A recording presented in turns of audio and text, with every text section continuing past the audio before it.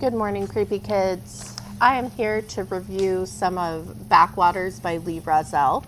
It's an ARC read that I just finished up.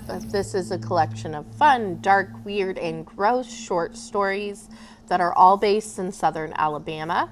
They definitely can be read alone, but would benefit from being read together, such as, for example, Hydromaniacs. The novelette at the end of this ties in the loose ends from the combination of these stories. So as a reader, I would suggest at least reading the first 11 before that one. But, you know, you do you, boo-boo. Have fun with it. All right, so this work combines horror genres by touching on real cultural and environmental issues while creating eerie, disgusting, and aquatic monsters, as well as an eerie, just omniscient setting, which I love.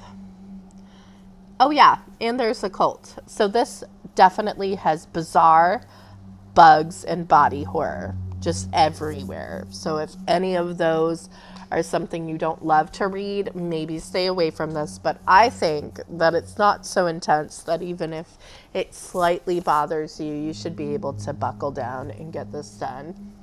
So I'm only going to go over a couple of stories I really enjoyed here in this part, and then I'll make a second part covering everything else. So the first one, Catfish, is about a demented young man who decides to catfish Highlights magazine and another. He does some terrible things to animals and has some awful yet interesting things done to him. I love this one because of how bizarre it was. A Dead Cat at Christmas is about a man whose wife passes and then he is left to deal with her very old feral cat. This one gets dark, gory, and twisted. I loved that one a lot. The next one I really enjoyed is Transplant, which is about a fraternity brother that is about to get his own medicine, which is fantastic because I love a good story of karma, and this was it. I really did want to know what happens with this character moving forward. And good thing is you do find out in Foundling, but because it kind of covers a spoiler, I'm going to cover it in my next review.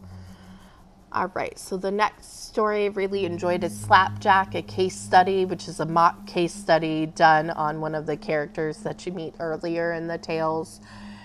It covers an experimental surgery that transplants more than bodily fluid during it. So if you liked the movie Butt Boy, I think you're gonna like this one. It was absurd yet had such a serious overtone that it just cracked me up.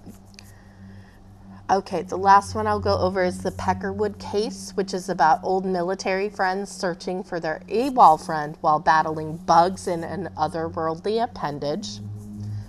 You didn't hear that wrong. I definitely said an otherworldly appendage.